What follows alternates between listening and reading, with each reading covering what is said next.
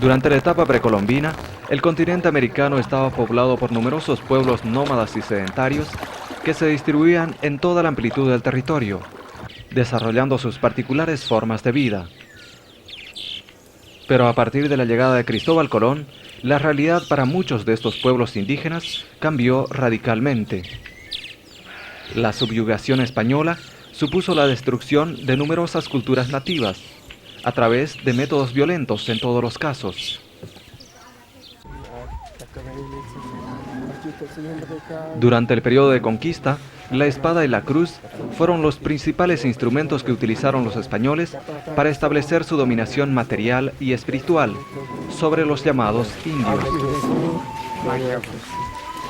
La supuesta superioridad española sobre las culturas americanas anuló los derechos y voluntades de sus miembros, sometiéndolos a adorar a un nuevo Dios y a sobrevivir como esclavos en estricta obediencia a los intrusos. Casi nadie abogó por la valoración de las culturas locales. Todo lo indígena fue considerado bárbaro, objeto de reemplazo por nuevos valores políticos, religiosos, sociales y económicos provenientes del mundo occidental. Ante tal situación, se produjeron innumerables luchas indígenas en defensa de su libertad, su territorio y su cultura, con resultados catastróficos, a lo que se agregaron las epidemias, la mezcla de razas y la explotación desconsiderada impuesta por los colonos a lo largo de cientos de años. Todo esto se tradujo en una drástica reducción de la población nativa. Desde la primera pisada de Colón en territorio americano hasta los tiempos contemporáneos, muchos pueblos indígenas han desaparecido. Otros quedaron debilitados y solo algunos mantienen su esencia cultural en buen grado.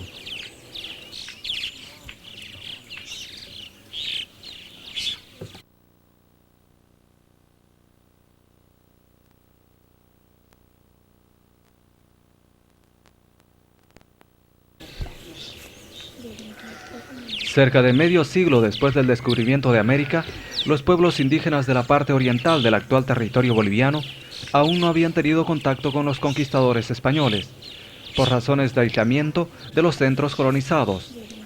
Cuando se difundió la noticia de la existencia de una gran cantidad de riquezas en la llamada Tierra de la Plata o el Gran Dorado, en la zona noreste de Asunción, hoy conocida como la Gran Chiquitania, algunos aventureros españoles procedentes del Río de la Plata incursionaron en esa dirección, encontrando diferentes grupos indígenas que solo tenían pequeños trozos de metales preciosos que los habían intercambiado con indígenas de las tierras altas. Todavía con la esperanza latente por encontrar el dorado, el capitán Ñuflo de Chávez, junto a un grupo de españoles e indígenas guaraní, penetró en la misma dirección. A su paso, hizo esclavos a los pueblos indígenas locales y fundó la ciudad de Santa Cruz de la Sierra, en las cercanías a la actual población de San José de Chiquitos. El propósito era asegurar el camino descubierto hacia el Perú y establecer un punto de defensa del territorio conquistado ante la amenaza de avance de los portugueses provenientes del Brasil. Consumado el nuevo asentamiento español, miles de esclavos originarios de la zona fueron incorporados al sistema llamado encomienda, siendo obligados a cambiar sus formas tradicionales de vida por el servicio a sus patrones en condiciones inhumanas. Luego de algunos años, las permanentes arremetidas de los nativos en rechazo a la presencia y los abusos de los españoles en la zona obligó a que la ciudad sea trasladada en varias ocasiones hasta llegar a su ubicación actual.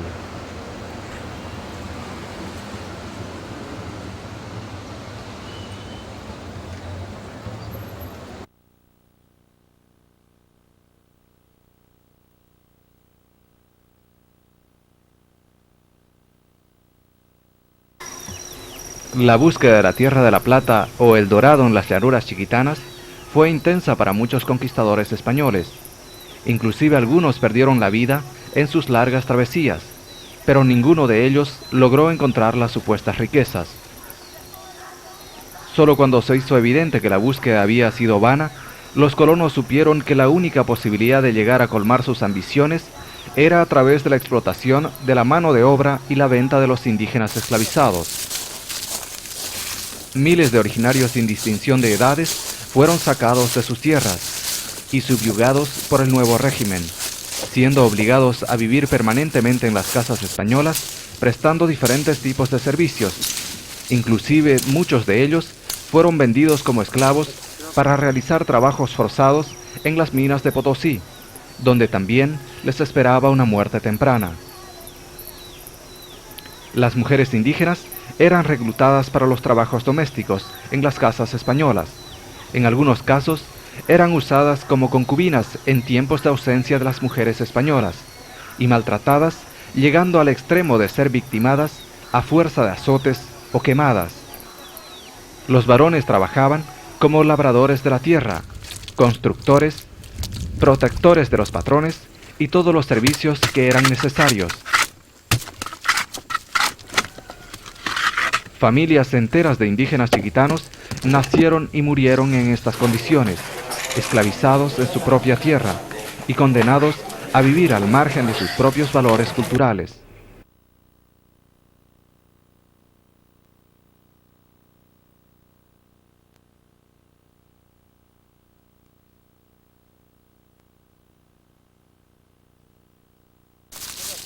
Entre las postrimerías del siglo XVII y mediados del siglo XVIII, durante el coloniaje español en América, los misioneros de la Compañía de Jesús fundaron al noreste del actual territorio boliviano las misiones jesuíticas de Chiquitos. El propósito era la concentración de los diferentes grupos indígenas nómadas de la zona en asentamientos comunes, para la instrucción relacionada a la vida religiosa, civil y musical.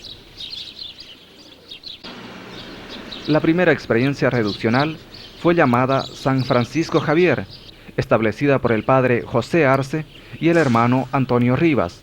Luego se fundaron otros pueblos misionales, tal es el caso de San Rafael, San José, San Juan, Concepción, San Miguel, San Ignacio, Santiago, Santa Ana y finalmente Santo Corazón en 1760.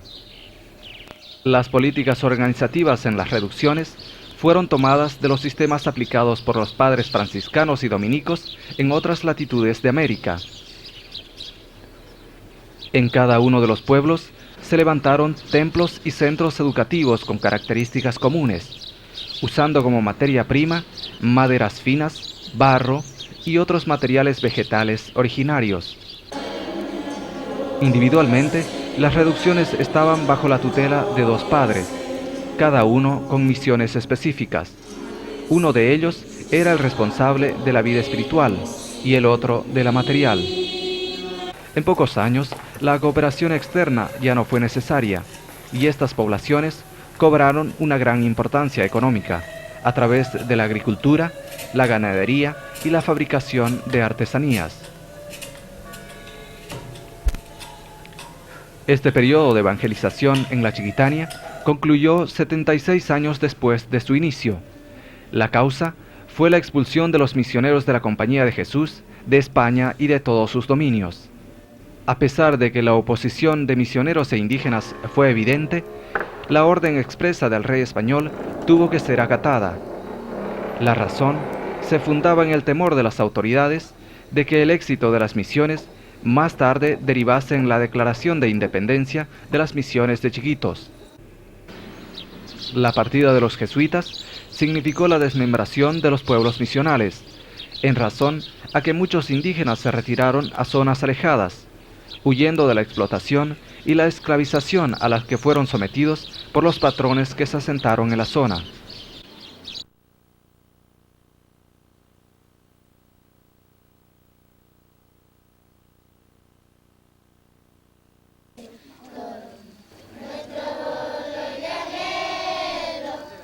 La fundación de repúblicas independientes en el centro y el sur del continente americano puso fin a la dominación española en esta parte del mundo.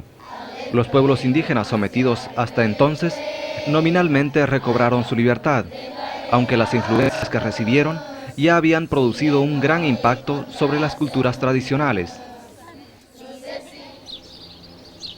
Entre los pueblos nativos bolivianos, aculturados durante la época colonial, está el que hoy se conoce con el nombre de Chiquitano, ubicado geográficamente al este del actual territorio boliviano. Su conformación es producto de la unificación de aproximadamente 30 pueblos indígenas originarios de la zona para su evangelización, quedando relativamente unificados en una sola lengua, economía, religión y formas de organización social, lo cual dio lugar a una nueva identidad cultural, hoy conocida como chiquitana.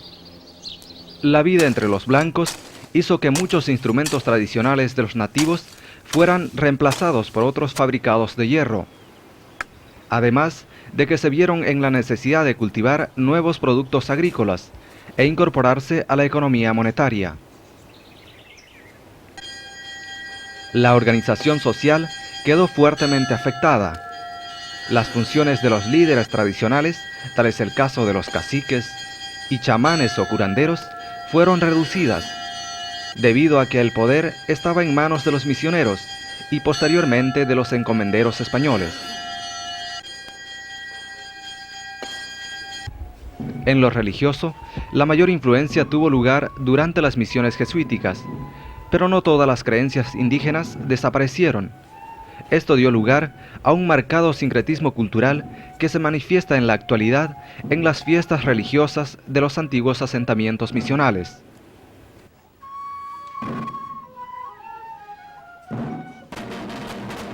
El proceso de influencia externa que han vivido los chiquitanos durante y después de la colonia ha generado la desaparición de las particularidades de los subgrupos chiquitanos.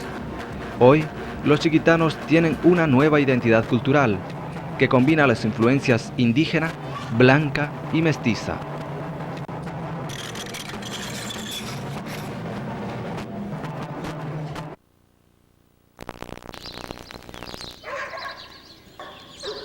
El pueblo chiquitano, ubicado al este del actual territorio boliviano, tiene su origen cultural en la fusión de más de 30 grupos indígenas heterogéneos, reducidos por los misioneros jesuitas durante las misiones de Chiquitos. En la actualidad, las manifestaciones culturales tangibles de los chiquitanos son el resultado de la combinación de elementos propios y elementos asimilados durante los diferentes procesos históricos de aculturación que han vivido. De la época anterior a la conformación del pueblo chiquitano, solo se conocen algunos tejidos de algodón, los adornos que llevaban en el cuerpo y sus arcos y flechas venenosas que usaban para defenderse de sus enemigos.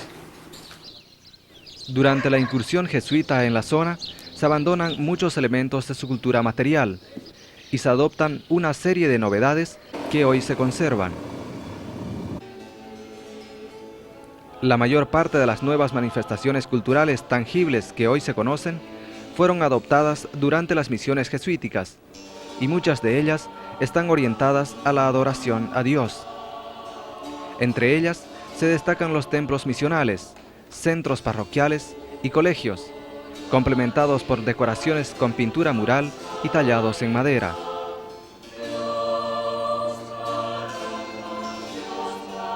Muchos testimonios de los jesuitas de la época evidencian el gran talento de los indígenas en el aprendizaje de los nuevos oficios.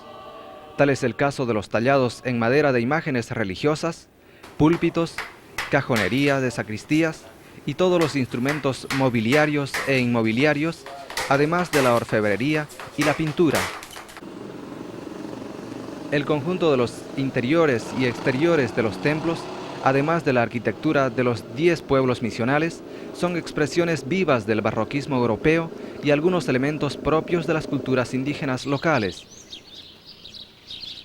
He comenzado a restaurar 26 años atrás en la Chiquitanía.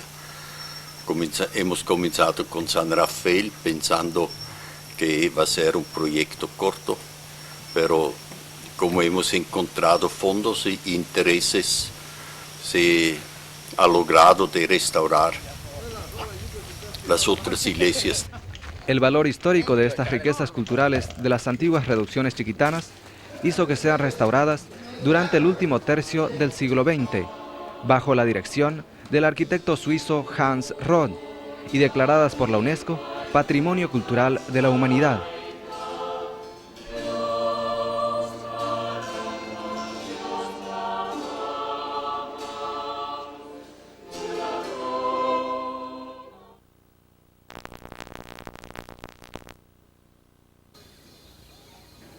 El pueblo indígena chiquitano posee una de las identidades culturales más reconocidas de las tierras bajas de Bolivia.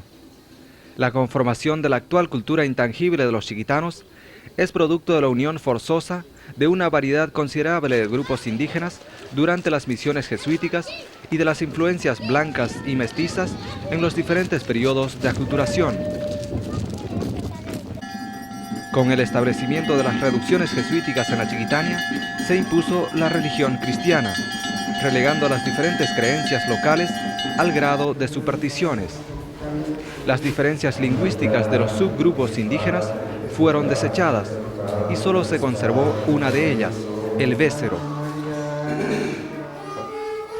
Se utilizó la música y el teatro como instrumentos facilitadores del proceso evangelizador. Después de algunos años, la música barroca traída por los misioneros se constituyó en uno de los logros más grandes de la obra jesuítica en Chiquitos, debido a la innata habilidad de los indígenas para la composición y ejecución de piezas musicales. Sin embargo, después de más de 5 siglos de permanencia de la religión cristiana entre los chiquitanos, las creencias indígenas relacionadas con el chamanismo tradicional y los conceptos de los dueños de los recursos de la naturaleza aún siguen vigentes. Muchas de las celebraciones mitológicas de los indígenas se fusionaron con las cristianas, formando un sincretismo cultural fácilmente apreciable durante las fiestas patronales o religiosas en los actuales pueblos chiquitanos.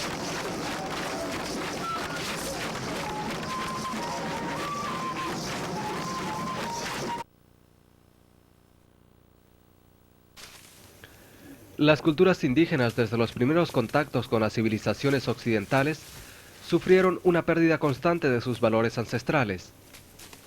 En este proceso, muchos pueblos indígenas desaparecieron, otros fueron avasallados y sus conocimientos culturales olvidados. En el afán de conquista y evangelización, no solo fueron destruidas sus culturas tradicionales, sino pueblos enteros. Sin embargo, algunos pueblos indígenas, a pesar de la conquista física y espiritual, supieron salvar elementos propios, tanto de su cultura material o tangible, como de su cultura espiritual o intangible. Con mucho cuidado, estos pueblos indígenas guardaron como un tesoro propio su cultura, transmitiéndola en forma oral de generación en generación. En nuestros días, las culturas indígenas de Bolivia son reconocidas públicamente, pero no basta que los gobiernos de turno hablen de interculturalidad, multietnicidad y pluriculturalidad, dando con palabras su apoyo a las culturas indígenas. Si Bolivia de verdad tomara en serio la pluriculturalidad y el fomento de las culturas nativas, entonces tendría que preocuparse de sus diferentes pueblos, admitir que son parte de la misma nación boliviana y realizar trabajos en este campo.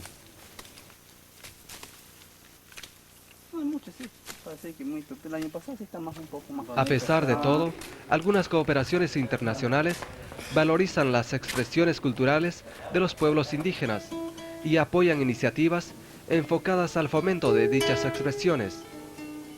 La cooperación española está colaborando con el apoyo técnico y financiero en el fortalecimiento de la cultura de los pueblos chiquitano y guarayo. En la Gran Chiquitania se está llevando a cabo un exhaustivo inventario de todos los bienes muebles de las ex-reducciones jesuíticas de Chiquitos. Bueno, catalogar significa tomar todos los datos, el mayor número de datos posibles de todas y cada una de las piezas que tengan un valor patrimonial dentro de las misiones. En principio lo que sirve es para tener un control que no se pierdan las piezas. Primero para saber qué se tiene, porque hasta el día de hoy casi nadie, estamos descubriendo muchas cosas. Después de esto es ya para tener un control, pero se pueden hacer publicaciones. Sirve también para estudio, que puede ser que alguien quiera hacer un estudio a partir de mañana sobre la escultura chiquitana. Entonces ya tiene un sitio donde tiene todos los datos básicos y sabe dónde están las piezas. En fin, es una base para hacer otras cosas después, ¿no?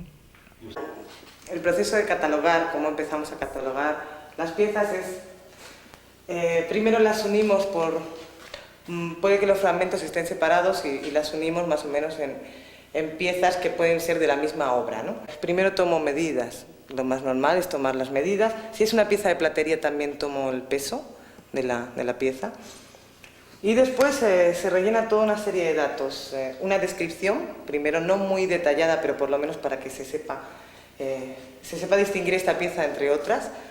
Y se empieza a hablar de sus características técnicas, si es madera, tallada o policromada, sus características estilísticas, se habla también de sus características iconográficas. Y después hay ya un apartado de observaciones para todo lo que pueda ser.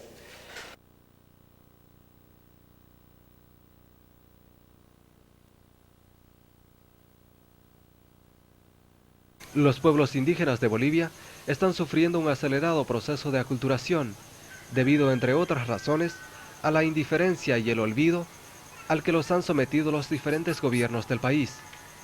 Sin embargo, algunos pueblos han sabido preservar elementos fundamentales, tanto de su cultura material o tangible, como de su cultura espiritual o intangible.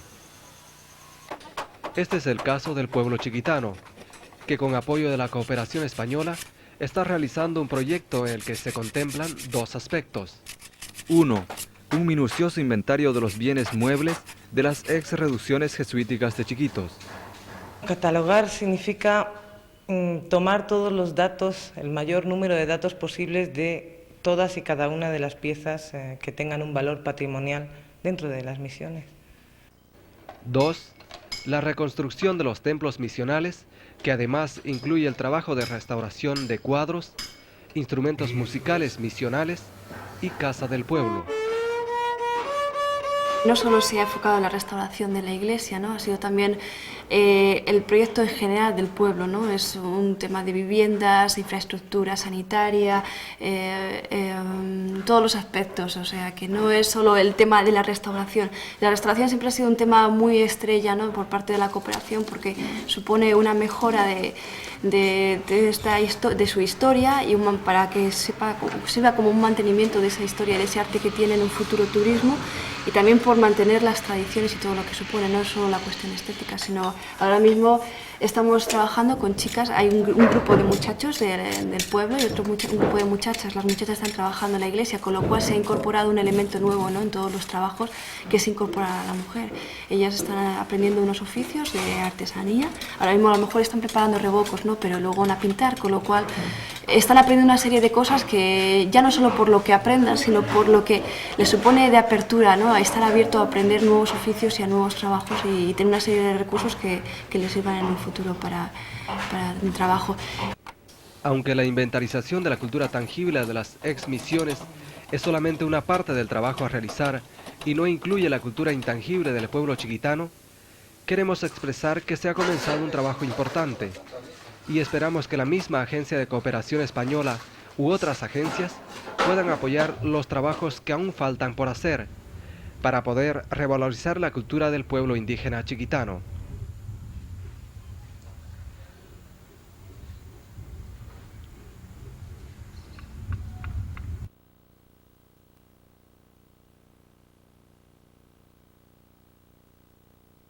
No existe pueblo en el mundo que no haya reflexionado sobre su existencia, y no existe un pueblo que no haya reflexionado sobre la vida actual y lo que va a pasar después de la muerte. Estas reflexiones son plasmadas en un complejo sistema religioso. Tampoco existe pueblo en la tierra que no tenga una organización social propia, con un sistema de parentesco que reglamenta la convivencia humana.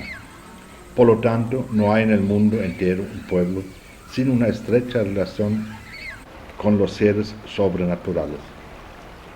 Como por ejemplo para los indígenas chiquitanos, la naturaleza está dominada por la presencia de los Hichi, que traducido significa dueño, señor, y se deriva de la voz chiquitana Hishir. La hermana se asustó y le dijo: tu hijo no es gente. El Hichi se quedó nomás con su hijo y a María la botó diciéndole que se vaya. La íntima relación que siente este pueblo con los seres que habitan la selva, los animales, las plantas, los árboles, es milenaria según sus creencias. Todos los animales son considerados seres humanos que fueron transformados en animales en tiempo anterior, ya sea por voluntad propia, por desobedecer a un ser superior, por violar las leyes del pueblo o por misericordia.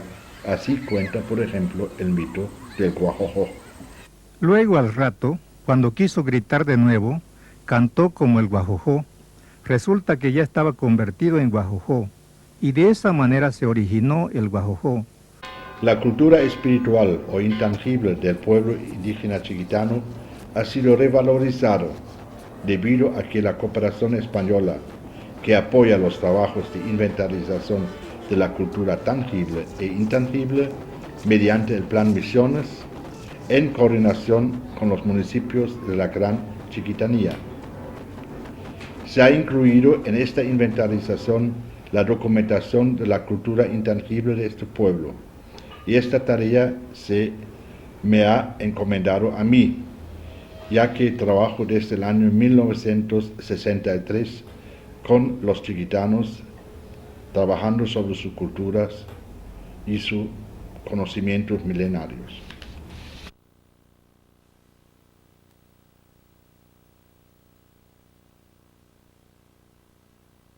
La cooperación española mediante el Plan Misiones, en el que participan las municipalidades de la Chiquitania, está apoyando los trabajos de inventarización de la cultura intangible de las ex misiones jesuíticas de Chiquitos. En los trabajos de revalorización se han tenido en cuenta todos los aspectos de las expresiones culturales del pueblo chiquitano, tales como fiestas patronales, organización de las expresiones festivas de las comunidades chiquitanas, importancia de la distribución de los bienes adquiridos y las expresiones culturales que se basan en elementos cristianos adoptados por los chiquitanos durante el periodo de su evangelización parcial llevado a cabo por los jesuitas entre 1692 y 1767. El material de la cultura intangible se presenta en fichas y en imágenes clasificadas con una información detallada de los temas. Incluye resúmenes y videos de género documental antropológico sobre los diferentes aspectos de la cultura chiquitana. Los resultados del inventario de la cultura intangible serán presentados al Plan Misiones en CDs, que pueden leerse en una computadora personal o un reproductor de DVD. El objetivo fundamental de este trabajo es fomentar el interés nacional e internacional de la Chiquitania y potenciar el número de visitantes que descubran y vivan las tradiciones de esta rica cultura.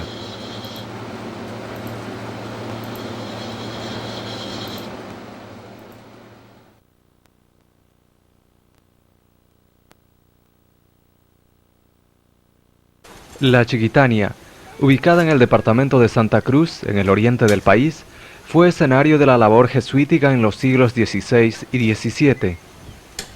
Numerosos son los testigos tangibles de esta época, entre ellos los templos que dejaron atrás los jesuitas, actualmente declarados Patrimonio Cultural de la Humanidad. Con el proyecto del Plan Misiones, llevado a cabo bajo el auspicio de los municipios de la Chiquitania, la Iglesia Católica y el financiamiento y asesoramiento de la cooperación española, la región de la Gran Chiquitania entró nuevamente a la memoria nacional e internacional. Bajo la dirección de la arquitecta Gisela Paredes, el proyecto se hizo realidad. A partir de la ley de municipios de 1998, donde obliga a los municipios a precautelar su patrimonio, se reúnen los alcaldes y presidentes del Consejo junto con la diócesis de San Ignacio y la Agencia Española de Cooperación para fundar y armar lo que sería el Plan Misiones, que empieza a funcionar desde junio del 2001. Nuestro objetivo está orientado a conservar, valorizar y rehabilitar el patrimonio, pero siempre orientado a mejorar las condiciones de vida de la población. Después de todos los inventarios y los catálogos, estamos ya en busca de financiamiento, primero para rehabilitación de viviendas. Esto significa que les vamos a dotar de mejores condiciones a los habitantes.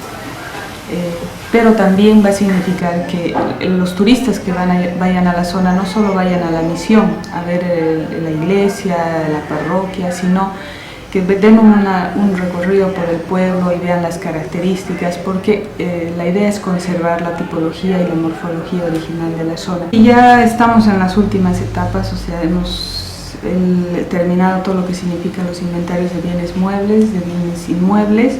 Estamos terminando todo lo que son los planes urbanos para 7 municipios. Estamos en proceso de concluir todos los planes de mejoramiento de viviendas. Hemos realizado obra también, estamos haciendo una campaña de sensibilización sobre patrimonio y turismo, tenemos ya la estrategia muy bien armada y estimamos que la última quincena de junio vamos a entregar todo lo que estaba planificado para la primera etapa del Plan Misiones las últimas semanas de junio. Cada inventario de bienes muebles, de bienes inmuebles y de patrimonio intangible se va a entregar a cada municipio. Además se va a quedar la información original, digamos, como respaldo en la oficina del Plan Misiones. Se va a mandar toda una copia de esta documentación a la Cooperación Española, que es la que pone mayor parte del financiamiento para que funcione este proyecto. Se va a distribuir a lo que se va a entregar una copia al Viceministerio de Cultura, entonces va a ser bastante difundido, digamos, todo el trabajo que se ha hecho en estos primeros 2 años de Plan Misiones. En todas las presentaciones, en todas las muestras que hemos hecho del Plan Misiones hasta ahora, realmente todos han quedado apabullados con tanto trabajo que hemos hecho en tan poco tiempo, bajo las circunstancias en las que trabajamos. Tenemos 45% de la superficie de Santa Cruz de área de intervención. Hemos hecho, creo, un interesante trabajo con mucho sacrificio, pero con mucha responsabilidad, mucho profesionalismo de todo el equipo que ha participado en este gran proyecto que es el Plan Misiones, y seguramente continuará con la misma calidad, con el mismo profesionalismo que hasta ahora.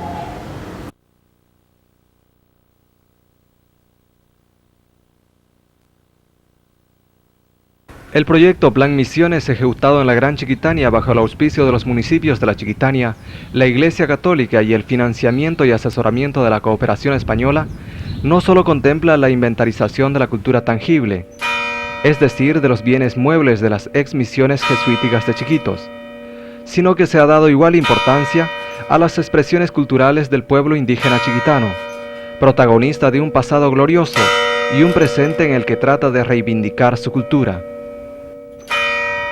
El trabajo realizado por esta institución con los chiquitanos durante décadas ha sido la razón por la que el Plan Misiones encargó a APCOP la inventarización de la cultura intangible de este pueblo. Uno de los retos más difíciles para mí ha sido encarar todo lo que es la realización del patrimonio intangible. Como soy arquitecta de profesión, era difícil cómo encarábamos todo esto, entonces fui buscando por todos los caminos y todos los caminos me guiaron a APCOP, y es con ellos que estamos trabajando el inventario. Es el proyecto más largo en esta primera etapa que ha salido, digamos, de la planificación, porque es un proceso continuo, permanente de recopilación de información. Está previsto terminar el inventario a fines del 2003. De tanta variedad de temas que existen dentro del patrimonio intangible, con el doctor Riester definimos solamente, digo entre comillas, con 170 temas.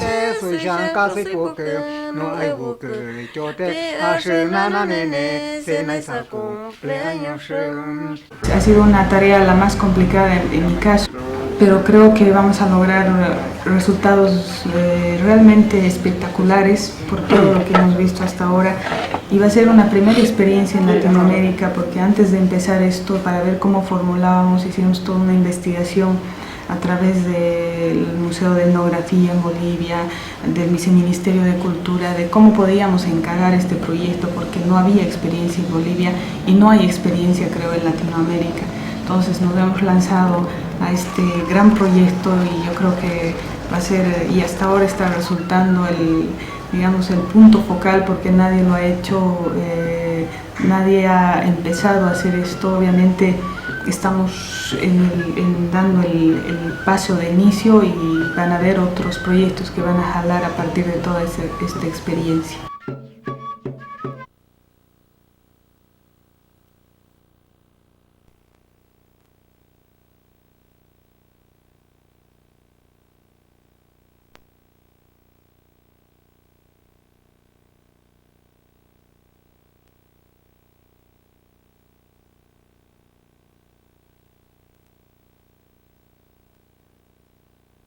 Santa Ana de Velasco es una pequeña comunidad situada a pocos kilómetros de San Ignacio de Velasco, en el departamento de Santa Cruz. Santa Ana es una de las 10 reducciones fundadas por los jesuitas en el oriente boliviano en el siglo XVII y la última en ser restaurada, proceso en el que se encuentra actualmente. Para la restauración del conjunto arquitectónico se ha construido cerca de la comunidad una tejería. Utilizando elementos de la naturaleza como el agua y la tierra, los hombres de Santa Ana fabrican tejas y ladrillos. El barro es manipulado y moldeado hasta darle la forma deseada. Cuando ya se tiene una cantidad suficiente de material elaborado, se pasa al proceso de cocción. En este horno se apilan las tejas y ladrillos que serán sometidos a altas temperaturas durante un periodo de 14 horas, después de las cuales las tejas ya están listas para ser colocadas en el tejado.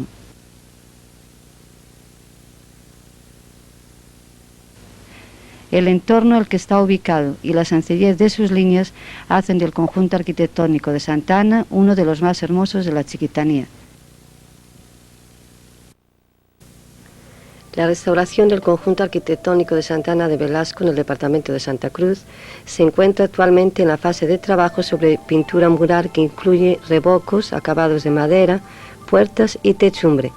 En estos momentos se está trabajando la fachada principal. Hemos hecho primero unos estudios de investigación de cómo era la antigua fachada original. Una vez que hemos visto unos cuantos datos para intentar investigar cómo había sido la original, pues hemos revocado de nuevo porque apenas había casi nada de datos y vamos a volver a una decoración nueva. En esa decoración vamos a seguir un poco todas esas líneas que hemos descubierto, siempre de un modo discreto, utilizando técnicas tradicionales, pigmentos, todo. El trabajo de investigación hecho sobre la decoración pictórica de Santa Ana dio como resultado que desde su fundación en el año 1755 la iglesia pasó por diferentes etapas. Nos basamos en una selección de una época porque queríamos congelar nuestra iglesia en un momento determinado y creíamos que ese momento el más bonito era el momento en el que se había revocado toda la iglesia de Mica, porque era un poco especial, la hacía especial, diferente de todas las demás misiones jesuíticas. La decoración de color, estamos haciendo un rescatar un poco los pigmentos tradicionales que sacamos mediante técnicas muy simples, ¿no? A base de barro, de plantas, los azules sacando de las plantas y bueno, pues un poco de cultusepe, con métodos muy simples y muy tradicionales, para de modo que la estética que siga en Santa Ana sea una estética de lo que hay, ¿no? De la naturaleza y un poco del entorno. Los tonos de color que se van a utilizar en la actual decoración son los que corresponden a una primera etapa, en la que predominan los tonos tierra, rojos y ocres. Entonces nosotros vamos a volver un poco a esa primera etapa de colores y como no queremos inventarnos nada, no queremos, porque apenas hemos encontrado restos de flores, no sabemos muy bien cómo iba, vamos a buscar un color plano que nos dé, aunque sea muy vibrante, porque vamos a buscar por una técnica de aplicación, no un brochazo sencillo, sino por una especie de estapo, ¿no? Vamos a hacer esa vibración de colores, aunque siempre van a ser un color ocre el que va a predominar como fondo de la iglesia. Uno de los descubrimientos que más sorprendieron al equipo de restauración ha sido la utilización de la mica como elemento decorativo del conjunto arquitectónico, tema que emplearemos en una próxima nota. El equipo de técnicos que está trabajando en la restauración del conjunto arquitectónico de la iglesia jesuítica de Santa Ana de Velasco, en el departamento de Santa Cruz, ha descubierto la utilización de la mica como elemento decorativo. La verdad es que nos sorprendió mucho porque cuando empezamos a sacar un poco todos los revocos que había de umbacá, de barro, descubrimos que también esta fachada tenía mica, ¿no? Entonces nos sorprendió porque debía de ser realmente hermosa, ¿no? Porque tenía que ser toda la fachada cubierta de mica con los reflejos del sol y vamos a mantener la estética de la mica, ¿no? Además lo llamamos así en su momento, la estética de la mica, para hacer singular Santa Ana. Para ello se ha hecho una investigación tanto de las minas de mica que existen cerca de la zona, como del tratamiento al que era sometido este mineral para transformar su transparencia en un blanco perla. Esto se consigue horneando la mica a altas temperaturas. Posiblemente los arquitectos y artesanos de esa época recurrieron a la mica en sustitución del oro y la plata, comúnmente utilizados en el decorado de las iglesias. Una vez acabada la restauración, los destellos de luz que produce la mica ante los rayos de sol que se filtran a través de las ventanas darán a la iglesia de Santa Ana una singular y atractiva iluminación.